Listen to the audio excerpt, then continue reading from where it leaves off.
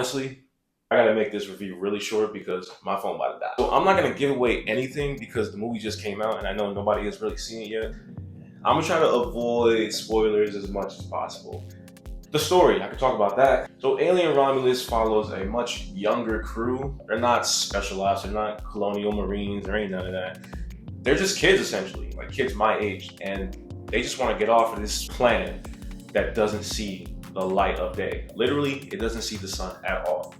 It's covered in storm clouds and shit. Like they don't know what day looks like, only night. The main character, she's walking around with this android who is essentially her brother. He's a pretty defective android and he has a lot of issues going on. He doesn't really function really well. She gets called in by a group of her friends and they're like, let's go to this ship. We found some cryo tubes up there, some cryopods. That's our way off this planet. If we want to make it to this planet, we got to go up there to this lifeless floating space station floating around the planet's orbit.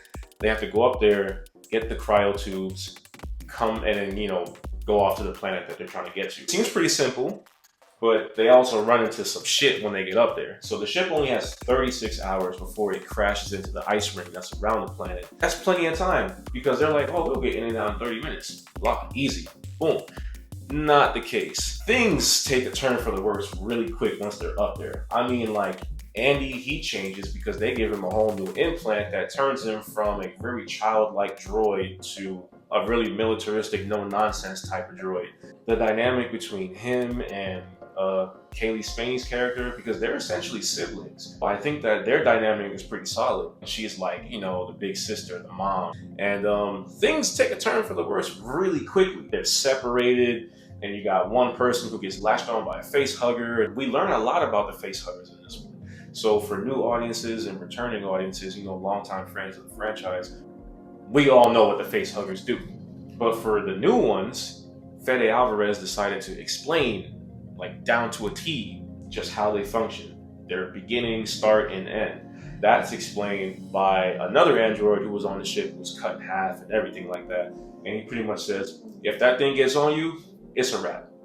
Kill him. The crew gets separated because Andy's like, we can't do this. We can't bring her back. The shit's in her. We got to get rid of her.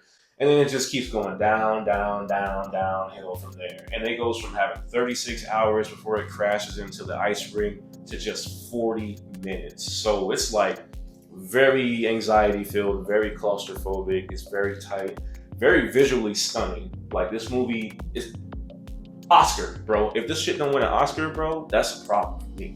This movie better win an Oscar because it is visually ridiculous. I mean, like, ridiculous. It's perfect.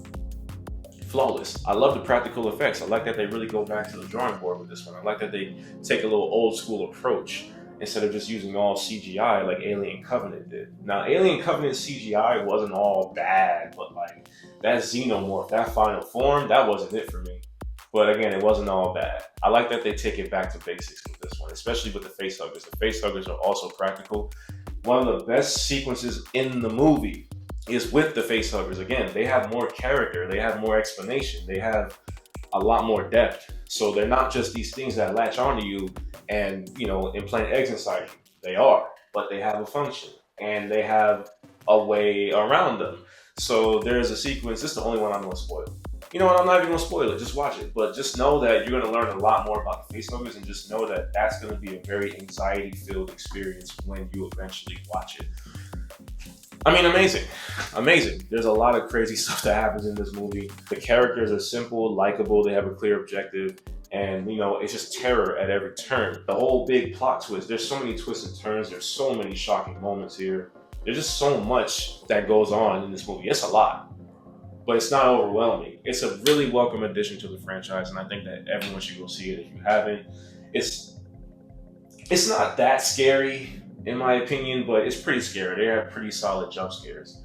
Really solid jump scares. And I really think that it's just an amazing experience overall. Performances are good. The action's good. The aliens look beautiful. And yeah, I really like the eeriness. You really captured the eeriness and the uncertainty. And essentially, it's like there's no escape. You're trapped up there. You can't get out. No one knows you're up there. No one knows where you are. No one can hear you. It's crazy.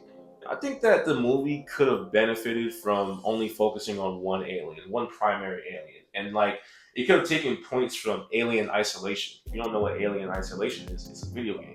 So in that game, they were pretty much stalked by one xenomorph, if I remember correctly. It's like 10 years old. But they could have definitely taken some pointers from that and focused on one alien, essentially playing hide and seek with them, you know, trying to find a way around them. And then like every turn, this alien is like cutting them off, stopping them, blah, blah, blah, blah. And at every turn, someone dies as a result of either their own stupidity or act of bravery, whatever.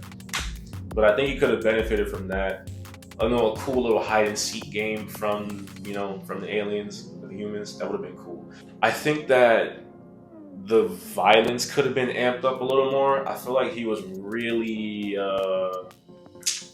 conservative with the violence. I felt like it could have been a lot more gruesome, could have been a lot more nasty. I wanted more punchy, more oohs and ahs, you know, like I wanted more. I wanted more violence, you know, something to really stick to the back of your brain a little bit. I wanted more of that. Humans are retarded. I'm sorry to say that word, but humans are stupid. And you know, the whole movie happens because they want to find that same alien that Ripley blew out of the airlock and bring it back for testing. Why the hell are y'all so curious? You know exactly what it did. Why do you want to bring it back?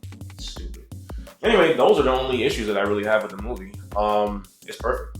Otherwise, likable characters, great story, amazing. It's like watching a video game. Honestly, I gotta give Alien Romulus a 9.5 out of 10.